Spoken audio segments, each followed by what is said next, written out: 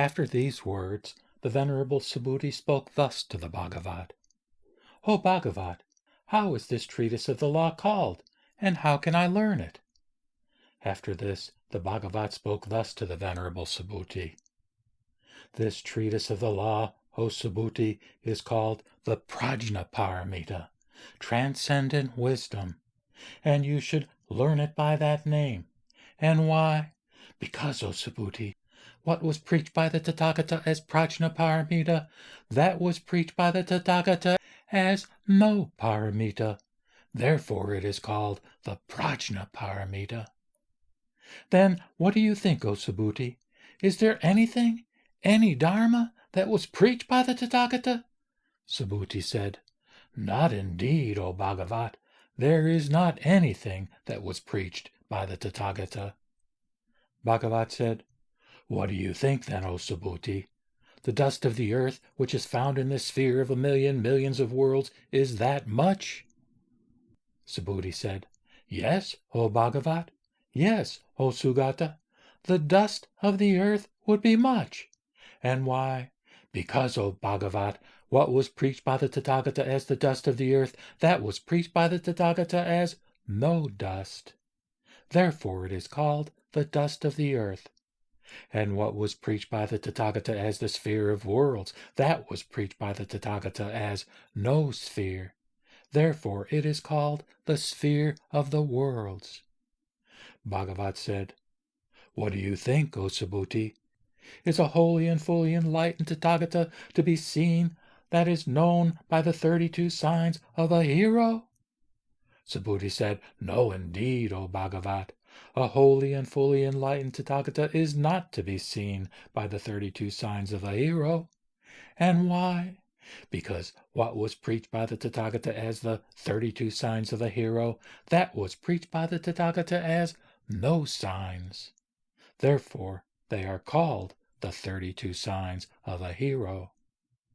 Bhagavat said, If, O Subhuti, a woman or man should day by day sacrifice his or her life or selfhood as many times as there are grains of sand in the river Ganga, and if he or she should thus sacrifice his or her life for as many kalpas as there are grains of sand in the river Ganga, and if another person, after taking from this treatise of the law one gatha of 4 lines only, should fully teach others and explain it, he or she indeed would, on the strength of this, produce a larger stock of merit, immeasurable and innumerable.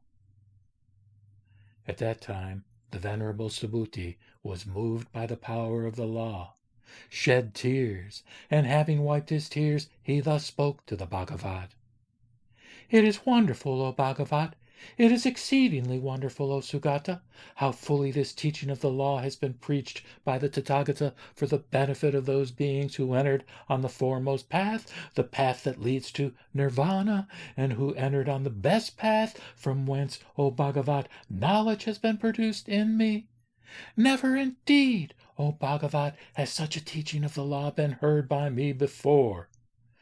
Those bodhisattvas, O Bhagavat, will be endowed with the highest wonder who, when this sutra is being preached, hear it, and they will frame it to themselves as a true idea. And why? Because what is a true idea is not a true idea. Therefore the Tathagata preaches, a true idea indeed. It is no wonder to me, O Bhagavat, that I accept and believe this treatise of the law which has been preached, and those beings also, O Bhagavat, who will exist in the future, in the last time, in the last moment, in the last 500 years, during the time of the decay of the good law, who will learn this treatise of the law, O Bhagavat, remember it, recite it, understand it, and fully explain it to others. They will indeed be endowed with the highest wonder. But, O Bhagavat, there will not arise in them any idea of a self, any idea of a being, of a living being, or a person, nor does there exist for them any idea or no idea. And why? Because, Bhagavat, the idea of a self is no idea, and the idea of a being or a living being or a person is no idea. And why? Because the blessed Buddhas are freed from all ideas. After these words, Bhagavatta spoke to the Venerable Subhuti. So it is, O Subhuti, so it is. Those beings, O Subhuti, who, when this sutra was being recited here, will not be disturbed or frightened or become alarmed, will be endowed with the highest wonder. And why?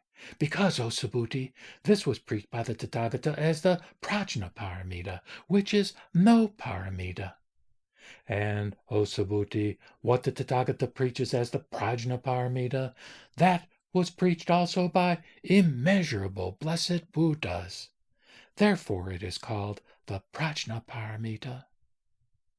And, O Subhuti, the paramita, or the highest perfection of endurance, or kshante, belonging to a Tathagata, that also is no paramita.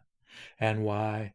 Because, O Subhuti, at the time when the king of Kalinga cut my flesh from every limb, I had no idea of a self, of a being, of a living being, or of a person.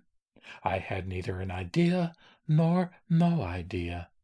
And why? Because, O Subhuti, if I at that time had had an idea of a self, I should also have had an idea of malevolence. If I had had an idea of a being, or of a living being, or of a person, I should also have had an idea of malevolence. And why? Because, O Subhuti, I remember the past 500 births, when I was the Rishi Kshanti Devadin, or preacher of endurance.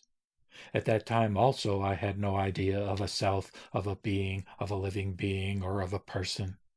Therefore, then, O Subhuti, a noble-minded bodhisattva, after putting aside all ideas, should raise his or her mind to the highest perfect knowledge. He or she should frame his or her mind so as not to believe or depend in form, sound, smell, taste, or anything that can be touched, in something or dharma, in nothing or anything. And why? Because what is believed, is not to be depended on. Therefore, the Tathagata preaches, a gift should not be given by a bodhisattva who believes in anything. It should not be given by one who believes in form, sound, smell, taste, or anything that can be touched. And again, O Subhuti, a bodhisattva should, in such wise, give his or her gift for the benefit of all beings. And why? Because, O Subhuti, the idea of a being is no idea. And those who are thus spoken of by the Tathagata as all beings are indeed no beings. And why? Because, O Subhuti, a Tathagata says what is real, says what is true, says the things as they are. A Tathagata does not speak untruth. But again, O Subhuti, whatever doctrine has been perceived, taught, and meditated on by a Tathagata, in it there is neither truth nor falsehood. And as a man or woman who has entered the darkness would not see anything, thus a bodhisattva is to be considered who is immersed in objects, and who being immersed in objects gives a gift. But as a person who has eyes would, when the night becomes light and the sun is risen, see many things, thus a bodhisattva is to be considered who is not immersed in objects, and who, not being immersed in objects, gives a gift. And again, O Subhuti, if any sons or daughters of good families will learn this treatise of the law, will remember, recite, and understand it, and fully explain it to others, they, O Subhuti, are known by the Tathagata through his Buddha knowledge. They are seen, O Subhuti, by the Tathagata through his Buddha eye. All these beings, O Subhuti, will produce and hold fast an immeasurable and innumerable stock of merit.